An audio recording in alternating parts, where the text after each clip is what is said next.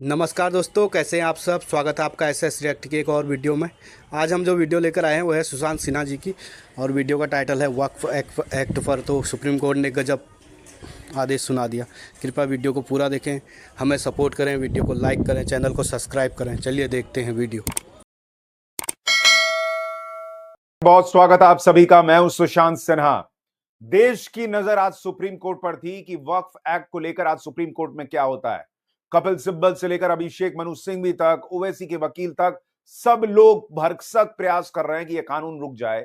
लेकिन आज supreme court ने गजब का आदेश दिया है, और इस कहानी में एक बहुत बड़ा ट्विस्ट है जिसके लिए आपको यह वीडियो आखिर तक देखना होगा, क्योंकि आखिर में आपको वो ट्विस्ट भी बताने वाला हूं और सुप्रीम कोर्ट में क्या क्या हुआ उसकी पूरी डिटेल बताने वाला हूं। लेकिन वीडियो को देखने के बाद अपना कमेंट छोड़ना मत भूलिएगा कि आप इस खबर पर क्या राय रख रहे हैं, सुप्रीम कोर्ट जो कर रहा है, कह रहा है, उस पर आपकी राय क्या है। लेकिन फिलहाल बड़ी खबर आपको बता देता हूं कि सरकार ने वक्फ एक्ट को लेकर सुप्रीम कोर्ट से 1 हफ्ते का वक्त मांगा है, जो सुप्रीम कोर्ट ने दे दिया है। और वक्फ बोर्ड में तब तक कोई नई नियुक्ति नहीं होगी, यह सुप्रीम कोर्ट ने कह दिया। यानी वक्फ बोर्ड में जो बात चल रही थी कि वहां पर जो है वो गैर मुसलमान रह सकते हैं या नहीं, या उनको लाया जा सकता है या नहीं, उसको लेकर कहा जा रहा है कि सुप्रीम कोर्ट ने कह दिया कि कोई नियुक्ति अभी नहीं होनी चाहिए वक्फ बोर्ड में, वक्फ ट्रिब्यूनल में नई तरीके से। तो सॉलिसिटर जनरल जो सरकार के वकील होते हैं, उन्होंने कह दिया कि ठीक है, इसमें कोई दिक्कत नहीं है, 1 हफ्ते में कोई बहुत बड़ा तूफान नहीं आ जाएगा। लेकिन कई बार ये मन में प्रश्न आता है कि बॉस, आप एक स्थिति देखिए, कितनी अजीबोगरीब स्थिति है कि धर्म के नाम पर पाकिस्तान बन गया। जब यहां हिंदू रह गए तो उन्होंने नहीं कहा कि मेरी किसी चीज में मत घुसना, तुम इधर क्यों आ रहे हो, उधर जाओ मुसलमान, इधर मत आना। हिंदू मुसलमान के साथ रह गया। हिंदू ने दरवाजा और दिल दोनों खोल दिया कि ठीक है भाई, तुम यहां के हो, यहीं रहो, कोई दिक्कत नहीं। लेकिन आज की तारीख में मुसलमान हर चीज में कहने को तैयार है कि हे, इधर कहां घुस रहे हो, ये मुसलमानों का मामला है, इसमें मत घुसो तुम। मतलब हिंदू ने देश में घुसने से नहीं रोका, लेकिन मुसलमान जो यहां रह गया वो हर चीज में घुसने देने से रोकने को तैयार है, सरकार को भी, हिंदुओं को भी, गैर मुसलमानों को भी, कि कोई मेरे चीज में मत घुसो। ये बड़ी विकट परिस्थिति है। लेकिन आपको पहले बताता हूं कि आज कोर्ट में क्या क्या हुआ। पहली बात तो ये कि भाई 1 हफ्ते बाद अब इस पर सुनवाई होगी। दूसरी बड़ी बात, सुप्रीम कोर्ट ने कह दी है कि इतना सारी याचिका लेके मत आइए, कोई 5 चुन लीजिए कि आपको किन 5 पर चर्चा करनी है, और उन 5 पर एक दिन में फैसला करके बता दीजिए कि कौन कौन सी 5 याचिका होगी, और उसी का लिस्ट में नाम जोड़ा जाएगा और उन्हीं के हिसाब से सुनवाई होगी। यानी कि 5 होगी तो वो 5 के वकील अपने हिसाब से तर्क रखेंगे। अब सबके वकील खड़े हो जाएं, सब बोले, ये जरूरी नहीं है ना भाई, सबको कैसे सुनिएगा। आज तो हालांकि लाइव स्ट्रीमिंग की बात की गई। सुप्रीम कोर्ट का जो बार एसोसिएशन है उसने कहा कि भाई इस सुनवाई की लाइव स्ट्रीमिंग होनी चाहिए, ताकि देश देखे कि क्या चल रहा है और क्या नहीं चल रहा है। खैर, इसके अलावा जो सॉलिसिटर जनरल है, उन्होंने कहा कि मैं बहुत सम्मान के साथ कुछ कहना चाहता हूं। आप एक ऐसा कानून रोकने जा रहे हैं जिसे संसद ने पास किया है। मैं देश के सॉलिसिटर जनरल के तौर पर बहुत जिम्मेदारी से बात कह रहा हूं। मैंने कोर्ट की बातों पर ध्यान दिया है, लेकिन सिर्फ कुछ सेक्शन देखकर पूरे कानून पर रोक लगाना सही नहीं होगा। यानी आज सरकार की तरफ से, मोदी सरकार की तरफ से जो वकील आए थे, सॉलिसिटर जनरल आए थे, उन्होंने बहुत विनम्रता से लेकिन कोर्ट को याद दिलाया कि भाई ये कानून देश की संसद ने बनाया है और आप इसको रोकने जा रहे हैं। और सॉलिसिटर जनरल ने कहा कि ये बहुत सामान्य बात नहीं कि इस तरह से कोई कानून बने और उसको सुप्रीम कोर्ट जो है वो इतनी जल्दी जो है वो उस पर रोक लगा दे। तो उन्होंने कहा कि भाई आप ये जो करने जा रहे हैं इसको जरा सोचिए इसके बारे में। उन्होंने कहा कि हमने इस कानून को बनाने से पहले लाखों लोगों से बात की है, हम जनता के प्रति जवाबदेह हैं। कई गांवों की जमीन पर वक्फ ने बोर्ड ने दावा किया है। ऐसे में आम लोगों के हितों का भी ध्यान रखना जरूरी है। कोर्ट का इस कानून पर तुरंत रोक लगाना बहुत सख्त कदम होगा। अंत में मेहता ने आग्रह किया कि मेरा निवेदन है कि मुझे 1 हफ्ते का समय दिया जाए, ताकि मैं विस्तार से बता सकूं कि यह कानून क्यों बनाया गया है। यानी सरकार ने आज बहुत स्पष्ट तरीके से यह कह दिया कि आप जो ये करने जा रहे हैं, जरा जज साहब आप सोचिए, क्योंकि पब्लिक हमको सांसदों को चुन के भेजती है, संसद में कानून बनते हैं, हम पब्लिक के बीच जाकर जवाब दे होंगे कि भाई गांव का गांव जो है वो वक्फ के नाम पे ले लिया जा रहा है, आपने क्या किया, हमने आपको वोट किया था। हम क्या बोलेंगे कि भाई सुप्रीम कोर्ट ने उस पर रोक लगा दी। तो एक तरीके से केंद्र सरकार को याद दिलाना पड़ रहा है सुप्रीम कोर्ट को कि प्लीज आप उस जगह घुस रहे हैं जो कि बड़ी विकट परिस्थिति पैदा कर देगा। और इसलिए इसके बाद सुप्रीम कोर्ट ने कहा कि भाई हम आपकी बात जरूर सुनेंगे, लेकिन हम ये नहीं चाहते कि इस दौरान जमीनी हालात में कोई बड़ा बदलाव हो। चीफ जस्टिस ने कहा कि फिलहाल जो स्थिति पहले जैसी थी वही बनी रहनी चाहिए। हम भी दो बातों पर जोर दे रहे हैं। कि तो सॉलिसिटर जनरल ने कहा कि अभी मैं कानून की गहराई में नहीं जा रहा, लेकिन मैं भरोसे से कहता हूं कि 1 हफ्ते में कोई बड़ा बदलाव नहीं हो जाएगा। यानी सॉलिसिटर जनरल ने कोर्ट को भरोसा दिलाया कि भाई ठीक है, 1 हफ्ते रहने दीजिए स्थिति। 1 हफ्ते में सुप्रीम कोर्ट इतना चिंतित था कि पता नहीं 1 हफ्ते में क्या से क्या हो जाएगा। लेकिन इसके बाद एक बड़ा ट्विस्ट आया। जब कोर्ट ने आदेश लिखवाना शुरू किया तो बड़ा ट्विस्ट आया, उस पर आगे बात करूंगा। लेकिन उसके पहले जरा सुनिए कि सुप्रीम कोर्ट में जो ये मामला चल रहा है उसको लेकर सबसे पहले एक प्रश्न विष्णु शंकर जैन उठा रहे हैं, जो कि हिंदुत्व और सनातन की बात करते हैं। वो कह रहे हैं कि भाई हिंदू तो है, उस इतने साल से कह रहा है कि भाई ये दिक्कत हो रही है इस एक्ट को लेकर, इस बोर्ड को लेकर, वक्फ बोर्ड को लेकर। उसको तो कहा जाता है हाईकोर्ट जाइए, और ये लोग कौन तुर्रम खां है भाई जिनको सुप्रीम कोर्ट सुनने को तैयार हो गया। सुनिए विष्णु शंकर जैन क्या सवाल उठा रहे हैं। क्यों आ गए सीधे? जब वक्फ को लेके हम सुप्रीम कोर्ट आए थे सीधे, तो बोला गया सुप्रीम कोर्ट सीधे क्यों आ गए? और 7 साल से पूरा समाज इस देश के अलग अलग हाईकोर्ट में स्ट्रगल कर रहा है। 140 से ज्यादा याचिकाएं देश के अलग अलग हाईकोर्ट में दायर हो चुकी हैं, आज तक कोई इंटरिम रिलीफ नहीं मिली है। तो क्या पैमाना है, क्या मापदंड है कि एक पक्ष सुप्रीम कोर्ट आता है और उसकी सुनवाई की जाती है और इंटरिम ऑर्डर देने के लिए एक बात की जाती है? तो ये कानून, यही चीज दूसरे पक्ष के लिए भी लागू होनी चाहिए। Point number 1। पॉइंट नंबर 2 मैं आपको बताना चाहता हूं कि अभी 4 राज्यों के जो एंडोमेंट एक्ट हैं, जिससे हिंदू मंदिर को टेक ओवर किया गया है, उन 4 राज्यों के एंडोमेंट एक्ट की सुनवाई पिछले 13 साल से सुप्रीम कोर्ट में चल रही थी। और हाल ही में सुप्रीम कोर्ट ने फैसला दिया है, मैं ऑनरेबल जजेस का नाम नहीं लेना चाहता हूं, जिसमें सुप्रीम कोर्ट ने कहा कि सारे मैटर हाईकोर्ट में चले, हम यहां पे इसको क्यों सुने? तो जो ये एक बात है कि हम यहां पे डायरेक्टली इसको क्यों सुने, ये सवाल इस केस में क्यों नहीं पूछा जा रहा है, ये सारी बातें हम कोर्ट के सामने रखेंगे। तो कैसे? अब विष्णु शंकर जैन कह रहे हैं कि भाई बराबर होना चाहिए ना कोर्ट की नजर में। आप हिंदुओं से तो कहते हैं कि तुम हाईकोर्ट जाओ, ये कौन तुर्रम खां है जिनको आप सुनने को तैयार हो गए? इनसे क्यों नहीं आप कह रहे कि तुम हाईकोर्ट जाओ? इनको, इनके मामले में इंटरिम ऑर्डर देने को क्यों तैयार हो रहे हैं? ये विष्णु शंकर जैन सवाल उठा रहे हैं। और इसीलिए एक चर्चा इसको लेकर भी चल रही है कि भाई कल सुप्रीम कोर्ट ने पूछा था कि वक्फ बोर्ड में, वक्फ ट्रिब्यूनल में गैर मुसलमान को शामिल करने की बात हो रही है, क्या हिंदू बोर्ड में कोई गैर हिंदू शामिल हो जाएगा, कोई मुसलमान रहेगा तो चलेगा क्या? इसको लेकर एक बड़ा प्रश्न लोगों के मन में है कि ठीक है, आप चाहते हैं अगर कि किसी हिंदू बोर्ड में जो है वो गैर हिंदू भी शामिल होना चाहिए, कोई मुसलमान शामिल होना चाहिए, तो पहले वो तराजू तो बराबर कर दीजिए। क्या हिंदू बोर्ड के पास वही अधिकार है जो वक्फ बोर्ड के पास है? क्या हिंदू बोर्ड के पास वो अधिकार है कि वो जहां मन वहां उंगली रख दे और कह दे कि ये जमीन मेरी हो गई तो वो जमीन उसकी हो गई? क्या हिंदू ये कह सकता है कि जमीन मैंने जो है वो भगवान शंकर को जो है वो को चढ़ावे में चढ़ा दी, या किसी और भगवान को चढ़ावे में चढ़ा दी, ये जमीन अब मेरी हो गई? ये अधिकार हिंदुओं के पास है, सिखों के पास है, जैन के पास है क्या कि किसी की भी जमीन पर कह दिया और बाद में कहें कि भाई हमारे पास कागज नहीं है, हम क्या सबूत देंगे? तो पहले तराजू तो बराबर कीजिए, ये अधिकार दीजिए हिंदुओं को। फिर 50, 60, 70 साल दीजिए कि हिंदू जो है वो संसद से लेकर हर जगह कह दे कि हमने भगवान को समर्पित कर दी जमीन।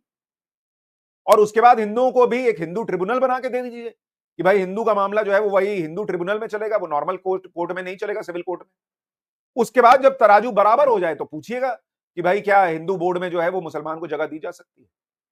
जब तक तराजू बराबर नहीं है, एक को ऑलरेडी स्पेशल चीजें मिली हुई हैं और फिर जब उससे पूछा जाए तो कहा जाता है कि हिंदू कैसा करेगा क्या? अरे पहले दोनों को बराबर लेवल पे तो लेके आइए।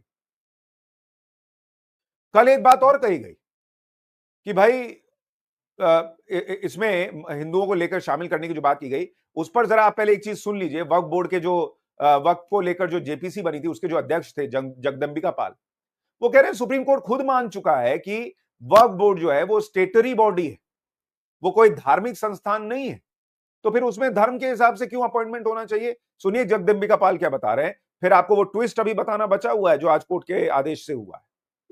लेकिन आज जो सुप्रीम कोर्ट ये सवाल उठा रहा है, इसके पहले भी सुप्रीम कोर्ट ने 2010 में रामराज फाउंडेशन बनाम यूनियन ऑफ इंडिया का सवाल उठा था, जिसमें सुप्रीम कोर्ट ने फैसला किया था कि Waqf board is not a religious body, ये एक कानूनी संस्था है जो वक्फ की प्रॉपर्टी के रखरखाव को देखती है। और इसी तरह से Karnataka state board of Waqf versus Nazir Ahmed में हुआ था, उसमें भी कहा था कि ये एक स्टैच्यूटरी बॉडी है, प्रशासनिक बॉडी है, न कि धार्मिक संस्था। और मैं ऐसे कितने केसेज कर चुका हूँ कि समय समय पे हाई कोर्ट और सुप्रीम कोर्ट ने फैसला किया है कि ये रिलीजियस बॉडी नहीं है, तो इसलिए धार्मिक स्वतंत्रता में कोई हस्तक्षेप नहीं है। यानी जगदंबिका पाल कह रहे हैं कि भाई सुप्रीम कोर्ट से लेकर हाई कोर्ट कई आदेशों में कह चुका है कि वक्फ बोर्ड कोई धार्मिक संस्था नहीं है, वो एक सरकारी संस्था है या कहिए स्टेटरी बॉडी है जो कि ये देखने के लिए है कि भाई जो जमीन है वक्फ की उसका नियंत्रण ठीक से हो रहा है कि नहीं, उसका रखरखाव ठीक से हो रहा है कि नहीं, तो उसमें क्यों धर्म के हिसाब से नियुक्तियां नहीं हो सकती या हो सकती। अच्छा, आज जो सॉलिसिटर जनरल को कहना पड़ा कि भाई जरा सोचिए कि क्या संसद से बनाए कानून को लेकर जो है वो इस तरह से कोई आदेश दिया जाना चाहिए नहीं, उसकी बड़ी वजह यह है क्योंकि कल ही कोर्ट ने साफ कर दिया था कि वो 3 चीजों पर आज फैसला सुना सकता है। और वो 3 चीजें क्या थी? पहली बात कही गई थी कि भाई सरकार ने कहा था कि जो वक्फ घोषित हो चुकी संपत्तियां हैं उनको डी नोटिफाई यानी वक्फ से मुक्त कर सकती है अगर उनको जो है वक्फ घोषित किया गया है सिर्फ जबानी तौर पर, कागज नहीं है या कोई आदेश पारित नहीं हुआ है या रजिस्टर्ड नहीं है, तो उनको सरकार डी नोटिफाई कर सकती है।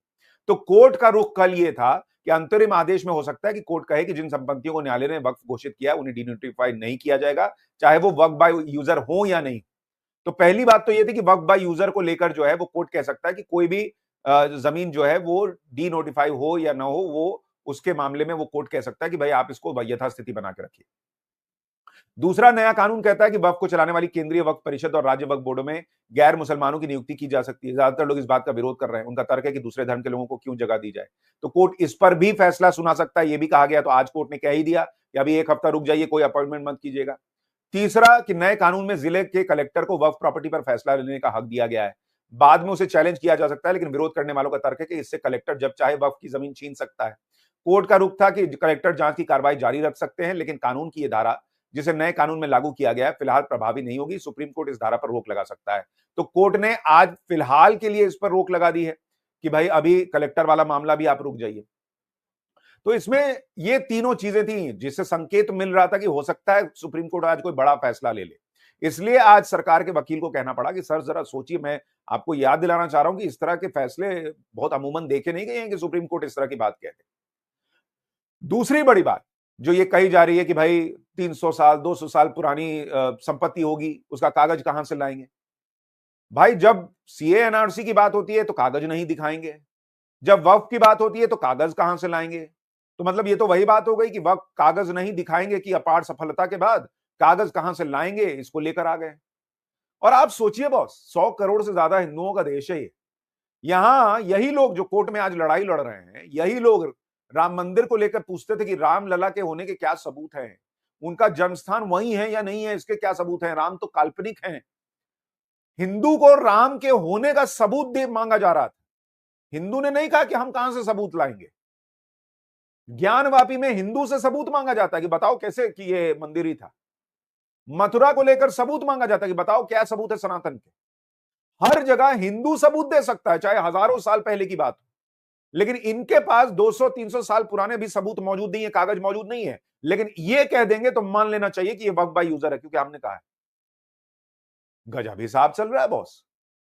ये हिंदू हर बात का सबूत देगा, लेकिन मुसलमान से कोई सबूत ना मांगा जाए क्योंकि हम कहां से लाएंगे, हम कागज कहां से लाएंगे, कागज नहीं दिखाएंगे, कागज कहां से लाएंगे, यही हिसाब चलेगा। तो ये भी एक चिंता का विषय बना हुआ है। लेकिन आज सुप्रीम कोर्ट ने, अब मैं उस ट्विस्ट पर आता हूं जिसके बारे में बात कर रहा था कि भाई ये आपको देखना चाहिए। एक तो सीजीआई ने पूछा कि 1995 के एक्ट के तहत जो संपत्तियां वक्फ में रजिस्टर्ड है उन पर अभी कोई कार्रवाई नहीं होगी। तो सॉलिसिटर जनरल ने कहा कि ये बात तो खुद कानून में शामिल है कि जो रजिस्टर्ड है उन पर कार्रवाई नहीं होगी। तो चीफ जस्टिस ने कहा कि ठीक है, लेकिन फिलहाल वक्फ बोर्ड या वक्फ काउंसिल में कोई नियुक्ति ना की जाए। इसके बाद उन्होंने आदेश लिखवाना शुरू किया। अब आती है ट्विस्ट की बात। सीजीआई ने कहा कि जो संपत्तियां वक्फ घोषित हैं या रजिस्टर्ड हैं उन्हें अभी जैसी स्थिति में रहने दिया जाए। सिब्बल ने कहा कि इसमें वक्फ बाय यूजर भी जोड़ दीजिए। तो सीजीआई ने कहा कि मैं आदेश लिखवा रहा हूं, बीच में मत बोलिए। सीजीआई ने कहा कि सॉलिसिटर जनरल मेहता ने कहा है कि सरकार 7 दिन में जवाब दाखिल करेगी और तब तक वक्फ बोर्ड या काउंसिल में कोई नियुक्ति नहीं होगी। चीफ जस्टिस ने कहा कि हम ये बात रिकॉर्ड में दर्ज कर रहे हैं, सरकार 7 दिन में जवाब दी और उसके बाद याचिकाकर्ता 5 दिन में अपना जवाब दाखिल करें। यह भी कोर्ट की तरफ से आज कह दिया गया है कि भाई 5 दिन में आप जवाब दाखिल कर दीजिएगा उसके बाद। लेकिन असली कहानी, असली ट्विस्ट कोर्ट के आदेश में है और वो आदेश में ट्विस्ट ये है कि कोर्ट ने कहा कि till the next date of hearing waqf including waqf by user already registered और declared by the way of notification shall neither be denotified और the collector will change, we take the statement on record. यानी ऐसी वक्फ संपत्तियों पर यथास्थिति बना के रखने के लिए कोर्ट ने कहा है, जो या तो ऑलरेडी रजिस्टर्ड हैं या जिनके लिए नोटिफिकेशन जारी हुआ है। जो सिर्फ हवाई मुंहजबानी हुआ है उसको लेकर कोर्ट ने कुछ नहीं कहा है, उस पर काम हो सकता है इसका मतलब। और आप सुनिए, वरिष्ठ वकील जो है वो इसको लेकर बता रहे हैं यही बात। भाई सरकार कह रही कि हमने तो खुद ही कहा था कि रजिस्टर्ड को नहीं छू रहे हैं, लेकिन जो नॉन रजिस्टर्ड है, नॉन नोटिफाइड है, उनको लेकर तो कार्रवाई हो जाए। यानी सुप्रीम कोर्ट ने भी उस पर कार्रवाई पे कोई रोक नहीं लगाई है। सुनिए जरा वरिष्ठ वकील। भारत सरकार के सॉलिसिटर जनरल है, उन्होंने अपना स्टेटमेंट दिया है कि अगली तारीख तक न तो काउंसिल में न वक्फ बोर्ड में कोई अपॉइंटमेंट जो संशोधित कानून है उसके अनुसार किया जाएगा।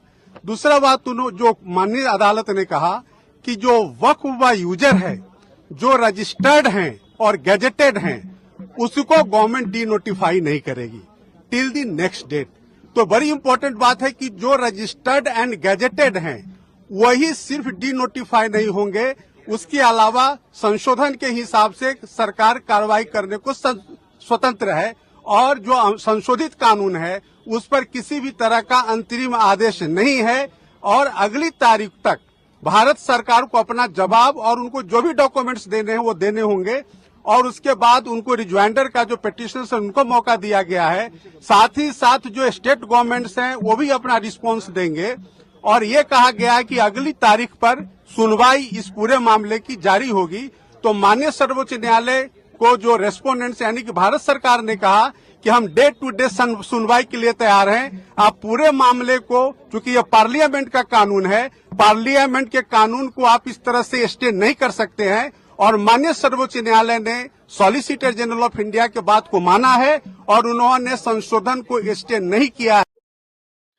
यानी ये बहुत बड़ी बात है कि भाई जो रजिस्टर्ड नहीं है, जो गैजेटेड नहीं है, जो नोटिफाइड नहीं है, उन संपत्तियों पर सरकार, उन वक्फ संपत्तियों पर सरकार एक्शन ले सकती है।